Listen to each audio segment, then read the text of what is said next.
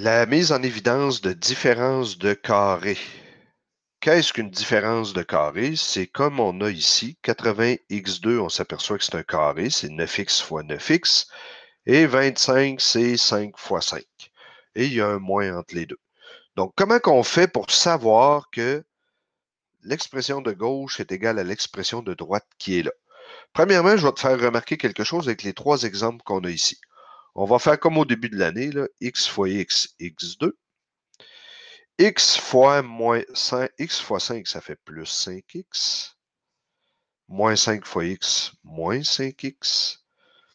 Puis, moins 5 fois moins 5, moins 25. On s'aperçoit que l'expression du milieu vaut 0. Donc, l'expression de gauche est égale à x2 moins 25. On va refaire la même chose avec l'expression d'en bas. X fois x, x2. X fois moins 8, moins 8x. 8 fois x plus 8x. Puis 8 fois moins 8, moins 64. On s'aperçoit que l'expression du milieu vaut 0.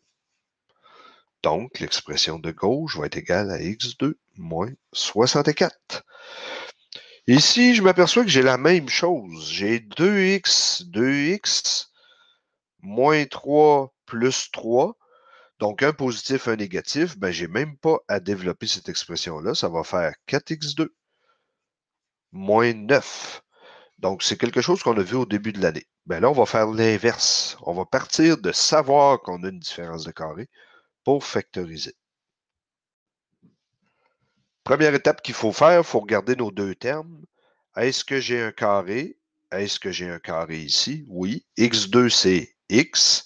Donc, j'extrais la racine carrée de x2. J'extrais la racine carrée de 16.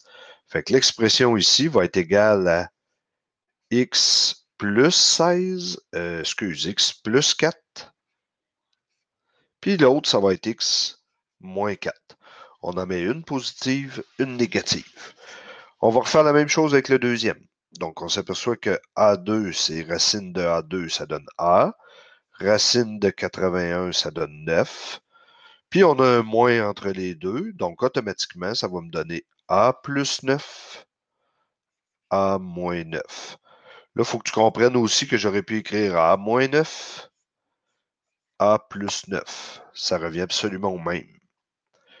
Donc là, je vais te remontrer deux autres exemples, juste pour que ce soit vraiment super bien compris. Ce n'est pas la plus dure là, des méthodes de cette année. On fait la racine carrée du premier, la racine carrée du deuxième.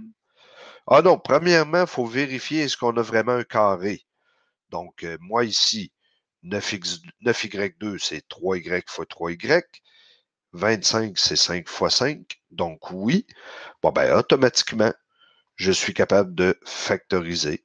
Puis, ça va me donner 3y plus 5, puis 3y moins 5. Dans le dernier exemple, 25x2, c'est 5x fois 5x.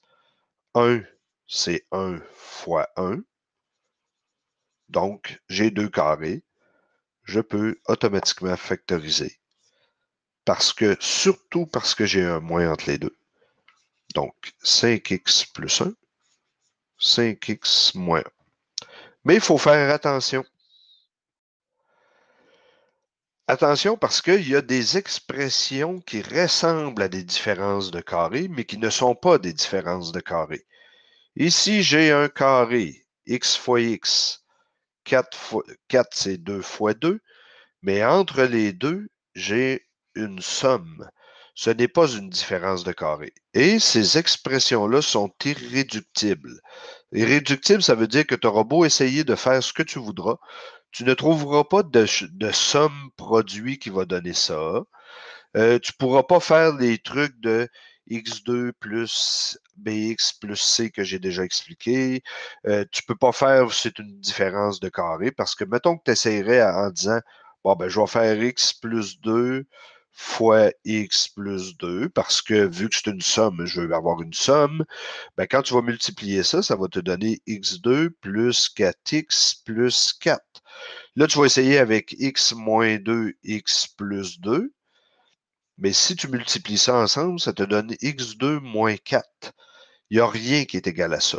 Donc, ça ne se factorise pas. Ça va être à toi de le mettre dans tes notes pour ne pas l'oublier. Donc, oui, j'ai un carré. Oui, j'ai un carré. Mais parce que j'ai une somme ici, c'est irréductible.